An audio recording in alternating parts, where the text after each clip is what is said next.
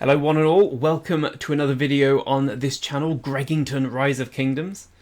My name, maybe it's just Greg, but Greggington sounds Rise of Kingdoms-ier. Today we're going to talk about something that's close to everyone's heart, well maybe not heart, but something that everyone's interested in. How exactly does matchmaking work in Rise of Kingdoms? How do you get drawn against different kingdoms in the KVKs? What goes into it? What determines it? And we'll be featuring Lilith themselves, who've given me some rather interesting answers, I think. So here we are on my account that's in 3031. It's about to go into KVK 3. We are in the matchmaking stage at the moment, so you can see why I'm thinking about this particular topic. On the 17th of August we're going to start, that's in 16 days. So now we're in the process where Lilith decides with whom we shall be paired, with whom we should be paired against, with whom we shall fight, who we are comparable to in kingdom strength. And when I started playing a long time ago, someone asked for titles, we'll do the video. When I started playing and then took a big break, everyone always said matchmaking is determined by one thing and one thing only. That's top 300 power of the kingdom. In other words, it's the combined power of everyone in the top 300. The idea is, in this case, so for this kingdom, for instance, we would see individual powers. No secret about this. Anyone who sets an account here and gets to VIP, gets to City Hall 8, gets to see this. Go all the way down to number 300. Number 300 is 17.5 million power. So the idea is you'd you'd do the sum of all the top 300 and you compare it against all the other kingdoms. For instance, we are going to be matched against Kingdom 3032. Well, maybe not matched directly, but they are going to be in our matchmaking bracket. So let's see how they compare. We are 17.5 million in our 300th position. This isn't an exact science. This is just a way of getting a glimpse into how we match against them. Every time I go to this account, it's been attacked. Maybe because it's got my name and I'm from a rival kingdom, but I'm not a very good spy. So, scrolling down, looks like we are stronger than them based on pure numbers so far. So 300th power is just under 15 million. So looking at that, you'd say it's very likely that 3031 is going to be stronger than 3032, so it's unlikely we'll be matched against them when it comes to KVK. Makes sense? So when it comes to KVK, when it comes to the lead up, you'll often see people saying, let's limit our power, stop training, stop researching, stop building. And then of course you'll get everyone filling the hospitals with troops. You'll get everyone killing siege units, because siege units are not good in war and they take up valuable power. With the inference being that the more power we have, the more likely it is we play stronger kingdoms, which most people don't want to do. Most people want to win KVK. You get the same rewards whether you are in Seed A or Seed B, so it would be quite a daft person who'd want to be in Seed A unless they really want to prove themselves when they can get when they can be more likely of winning in Seed B. So there we go, top 300 in a kingdom. That's how matchmaking is determined. Or so we thought, is the exciting bit. If I was the sort of man who did YouTube chapters, we'd do one here. I'd always heard this as perceived wisdom, top 300, and everyone says it, so I just assumed it was true. But I'm a bit of an obstinate little brat sometimes, so I thought, I know, I'll get in contact with Lilith. So if you're not familiar with this thing called VIP support, basically if you're an idiot like me and you spent lots of money on ROK, you get something called VIP support, which is a nice little WhatsApp message, well, WhatsApp group, so to speak, with the VIP support team of ROK, where they answer your questions quickly. They put you in touch with game developers. The in-game support's okay, but this is really good, this VIC support. I ask them loads of questions all the time. They always give me pretty clear answers. Answers you don't find online, like stuff that's like this has been taken into myth, so to speak. Everyone knows it's top 300, so everyone just assumes it is. You ask the developers, they say something very different. Here is a excerpt or extract of my WhatsApp conversation with VIP support. I'm saying, I'm under the understanding that matchmaking for KVK Season 2 is based on the combined power of the top 300 governors. Is this true? As I said, To which they said, sorry for the late reply. It was a late reply. I appreciate their apology. The match is comprehensively judged and matched with the data of various dimensions, such as the kingdom's power, members' activity, kills, deaths, and the results of the previous KVK. The power calculation is based on the power data of all active people in the kingdom. Wow, that's very different to top 300 matchmaking, right? So top 300 is clearly a factor, kingdom power. They don't explicitly say it's top 300 here, but kingdom power, presumably the top 300 are a huge part of that. Members' activity. How do you judge members' activity? I don't know. Kills, death, and the results of the previous KVK. Well, that's a particularly interesting one, because if we go to our lovely little alliance description here,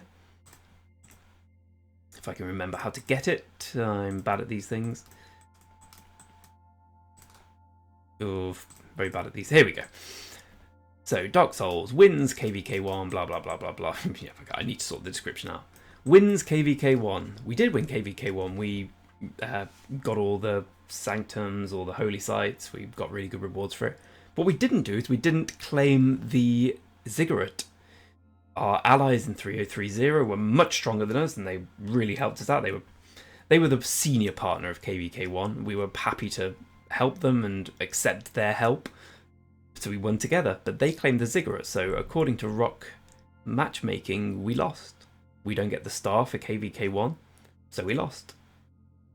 So even though we won, that counts against us in matchmaking, or for us if you, like myself, want to score as low as possible in the matchmaking roster so that you go into a lower seed. Let's get this image back up on the screen. So KVK 2 we were smashed, it was a disaster. But KVK 1, despite winning, we lost. So according to this, the results of the previous KVK are loss. Kills, deaths. Well, that makes sense. Again, it's very different to just top 300. Excuse me while I have a sip of tea. Lovely. Nothing says I'm British like having a lovely cup of tea on a rainy day.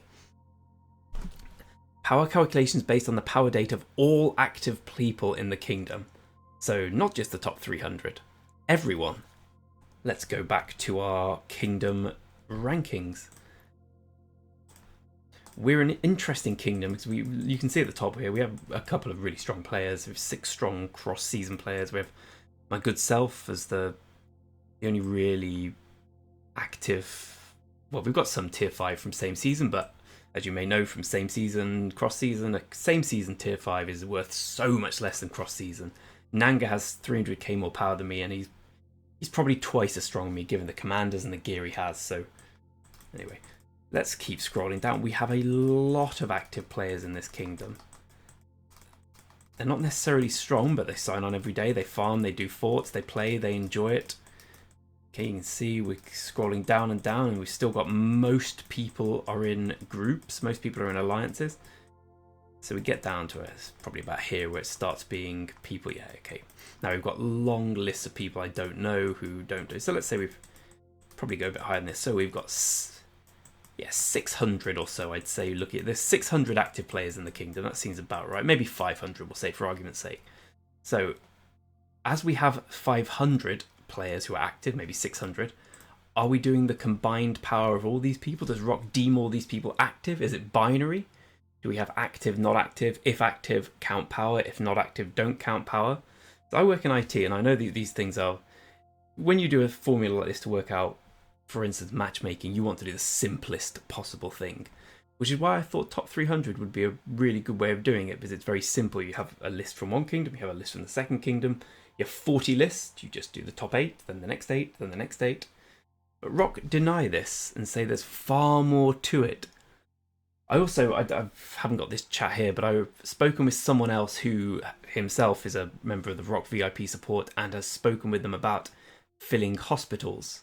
And he told me they said hospitals that are filled make no difference to KVK power and thus are irrelevant to matchmaking.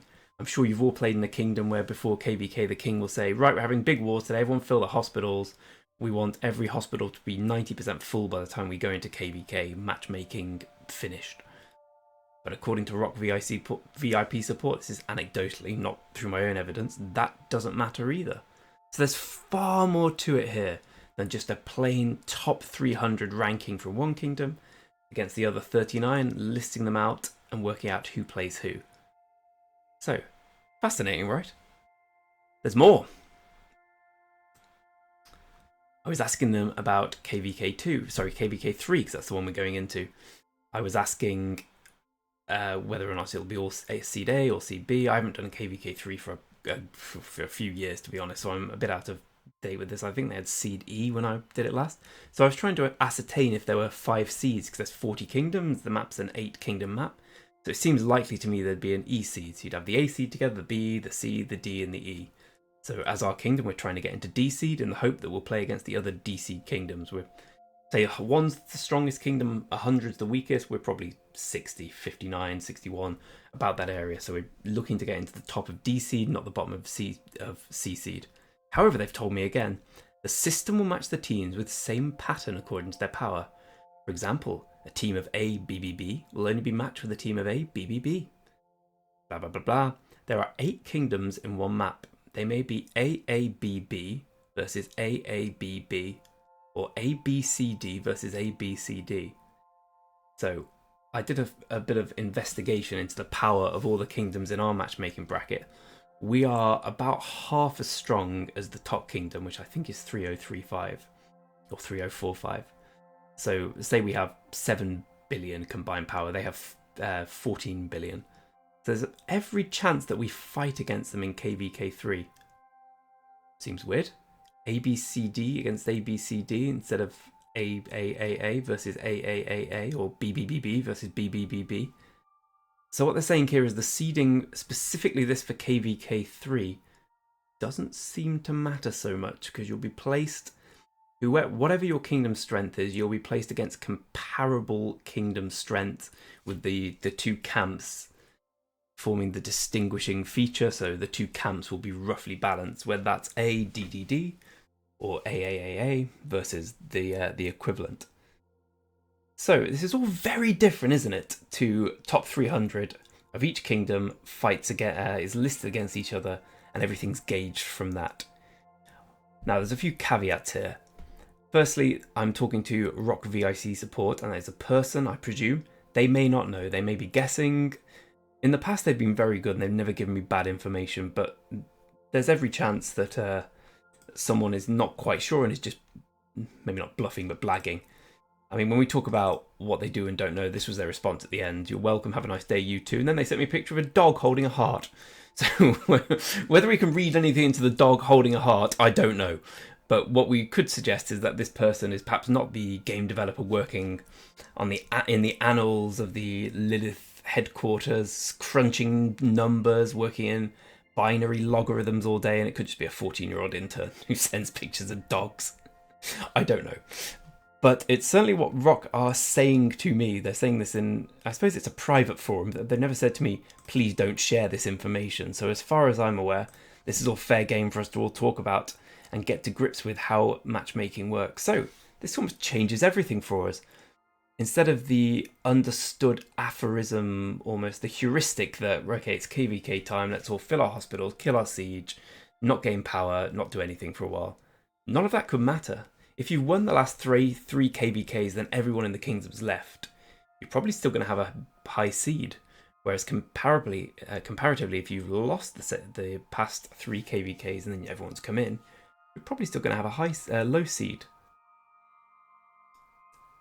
I'm fascinated by all this kind of thing. My brain's very geeky. I love working out these things. I read an interesting thread on Reddit which talks without the evidence I've got here, it does pretty much touch on exactly the same topics I've talked about. The only difference is, and I'll put a link to it in the description, he contends that it could also be accessible commanders within the kingdom, average hours of activity of total players, VIP level of the kingdom, money spent in the kingdom.